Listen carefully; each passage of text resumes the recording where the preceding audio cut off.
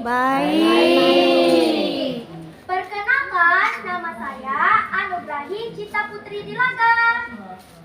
Nah, teman-temanku semuanya, kali ini Cinta akan membawakan sebuah cerita rakyat yang tak kalah menariknya dari cerita di Desa Saranajaya, Kecamatan Batin Tiga, Kabupaten Bungo, Provinsi Jambi.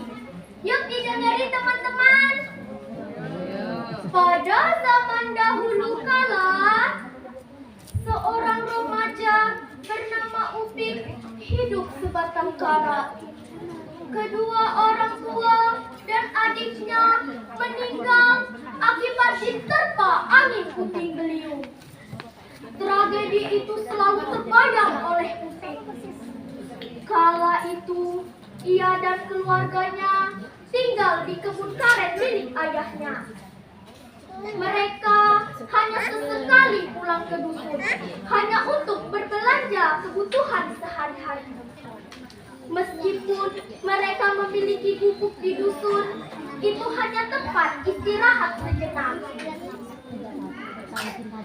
Malam tragedi itu adalah malam tanggal 15 bulan Safar. Biasanya Upik dan adiknya akan bernyanyi sambil menatap bulan. Tetapi malam itu bulan tidak muncul. Di langit hitam pekat ditutupi awan. Cahaya kilat dan gemuruh di langit semakin menakutkan. Petir suar menggelegar dan angin kencang menyapu seluruh pepohonan. Dan setelah itu Upik tidak ingat apa-apa lagi.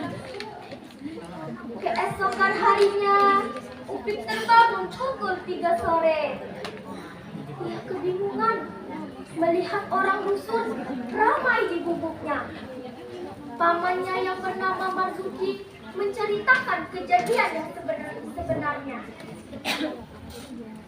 Upik hanya bisa menangis dan memanggil orang tua dan adiknya.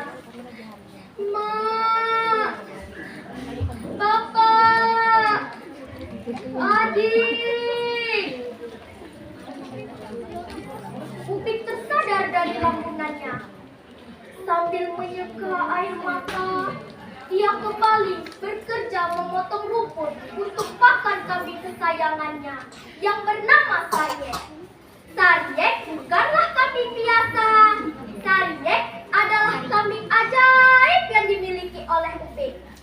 Saryek bisa berenang di sungai. Dan yang lebih hebatnya lagi, Saryek bisa mengetahui tanda terjadinya musibah di dusun. Tetapi Saryek tidak mengetahui musibah itu akan ditimpa oleh keluarga Upik atau dirinya sendiri.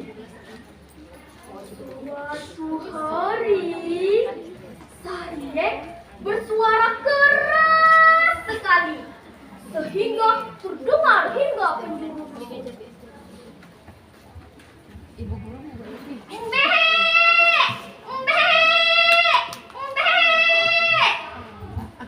Ada apa, Saryek? Apa yang membuatmu takut? Upik berusaha menenangkan Saryek. Ternyata benar, telah terjadi musibah di dusun. Seorang anak dusun tenggelam di sungai saat mandi bersama teman-temannya. Suatu hari, pamannya Marzuki datang menemui Upik.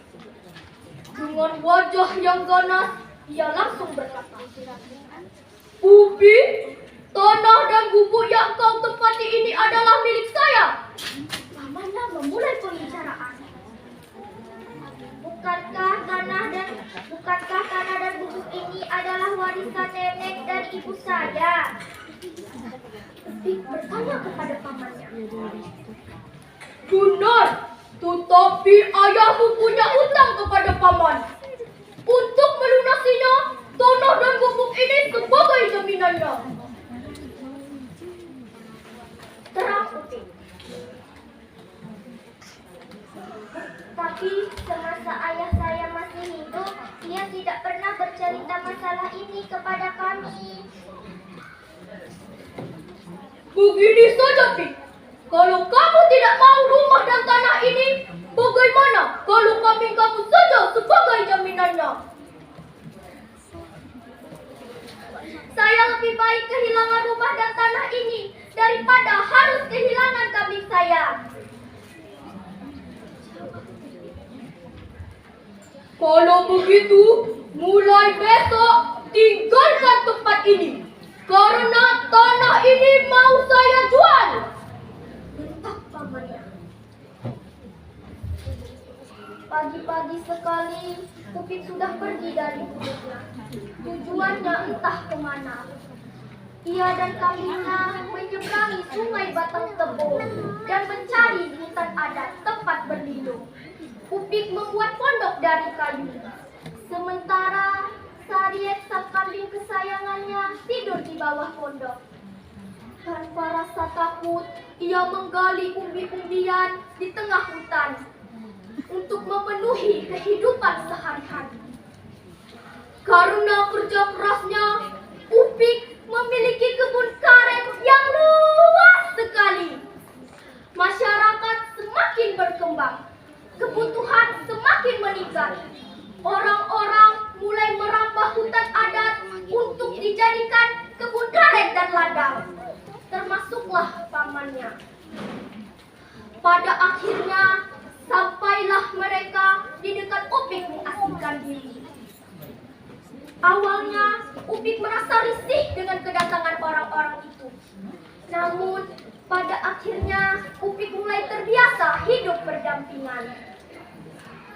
Suatu hari, seorang laki-laki bernama Rashid melaporkan masalah kepada Upik bahwa pamannya Marzuki telah memindahkan batas tanah. Ia memindahkan seluruh batas tanah dari segala penjuru mata angin. Pagi-pagi sekali, Upik mengumpulkan semua orang untuk bermusyawarah. Sebaiknya batas tanah ini adalah anak sungai atau kuto. Kuto adalah parit kecil yang dibuat menggunakan cangkul sebagai pembatas tanah. Mendengar penjelasan itu, orang-orang itu pun menyetujuinya dan berlaku sampai hari ini. Karena Marzuki tidak setuju, Upik merubah rencananya. Kalau begitu, biar Sariet saja yang memberitahu batas tanah itu. Orang-orang itu pun menyetujuinya dan mulai mengikuti Sariet dari belakang. Karena Marzuki tidak setuju, aku tidak terima dengan keputusan ini. Karena kambing hanyalah seekor binatang. Bentak Marzuki. Tapi paman, semua orang sudah sepakat. Jelas Upik. Sekali tidak, tetap tidak. Jawab Marzuki. Tetapi Upik membagi rata batas tanah tersebut tanpa takut kepada Marzuki. Sejak hari itu, setiap hari Sariet mengelilingi batas tanah untuk memastikan tidak ada orang yang memindahkan patok tanah. Melihat Sariet berbuat demikian, muncul niat jahat di dalam hati Marzuki. Pagi-pagi sekali, ia sudah mengambil kayu dan rotan untuk membuat perangkap dan diletakkannya di batas tanah. Selang beberapa lama, Sariet bersuara keras sekali berulang kali. Semakin lama, suara Sariet semakin menghilang.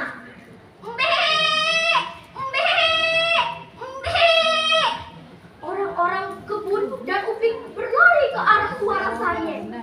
Sampainya mereka di sana, Sariet sudah tidak bernyawa lagi dengan tali yang menjerat di lehernya. Upik sangat sedih kehilangan kambing kesayangannya sekaligus sahabatnya. Malam pun tiba. Semakin gelap, hening dan tercekam. Obor-obor di pondok-pondok pun sudah padam. Dari kejauhan terdengar suara gonggongan anjing hutan. Gong gong gong gong gong gong.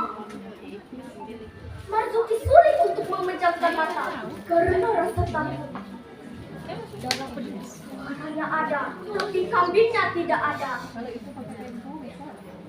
Yang membuat Marzuki semakin ketakutan melihat daun yang dilewati suara itu bergoyang dan suara gemesin daun mati. Pikir panjang, Marzuki berlari ketakutan tidak tahu arah. Sehingga ia sampai ke sungai Batang Tebo dan tenggelam karena tidak bisa berenang. Sejak saat itu, apabila ada orang yang memindahkan batas tanah atau tanah dalam sengketa, pada malam hari kita akan mendengar suara seperti kambing. Mbehe! Mbehe! Mbehe! Tidak ada orang yang mendengar suara itu, maka mereka menyebutnya hantu saja. Begitulah akhir cerita asal-usul hati Sarye. Pesan-pesan yang dapat kita ambil dari cerita di atas adalah selalu berbakti kepada kedua orang tua dan melaksanakan amanatnya. Serta kita tidak boleh